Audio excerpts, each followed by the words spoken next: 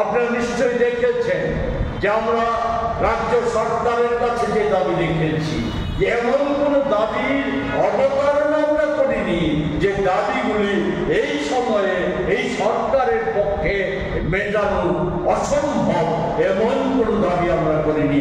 সদিচ্ছা থাকলে পরে সব কয়টা দাবি, যে দাবিগুলি রেখেছিলাম সেগুলি পূরণ করা যেত।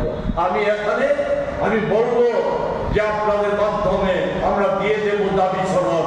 মেয়র সাহেবকে দেখে নেওয়ার জন্য বলবো যে এই দাবি সনদের মধ্যে যদি অপ্রাসঙ্গিক, মানুষের স্বার্থের সাথে সম্পর্কযুক্ত না, জরুরি না, এমন কোন দাবি যদি থাকে আপনি সংবাদ মাধ্যমের মধ্য দিয়ে আমাদের নিন্দা মান্য করুন, আমরা মাথা পেতে নেব।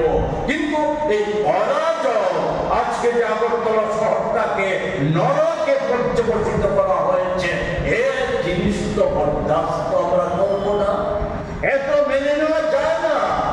অহংকার আর এই সমস্ত ফ্লেক্সীয় প্রচার, এ দিয়ে আপনাদের অপদার্থতা, আপনাদের লুণ্ঠন, এই সমস্ত কিছুকে ঢেকে রাখা যাবে না।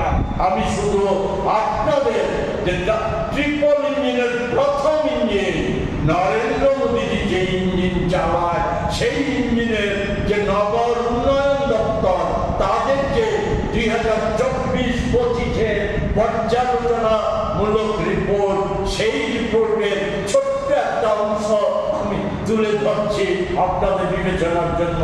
কৈফিয়ত চাইবেন, রাজ্যবাসীর কাছে, আগরতলাবাসীর কাছে কৈফিয়ত চাইবেন যে আমরা তো এই শুনলাম কিছুদিন আগে, আমি মুখ্যমন্ত্রীকে বলেছিলাম, আপনি বলেছেন 95% স্মার্ট সিটির কাজ শেষ, এবং যেই প্রকল্পে যতটা অর্থ খরচের কথা, আর আপনার স্মার্ট সিটি প্রকল্পের যে সিইও সাহেব, যেখানে যিনি বলা যায় এই আগরতলা শহরে অরাজক পরিস্থিতি একের পর এক সৃষ্টি করতে সহায়ক ভূমিকা নিচ্ছেন, সেই সিইও সাহেবের তথ্যে তো মিল নেই।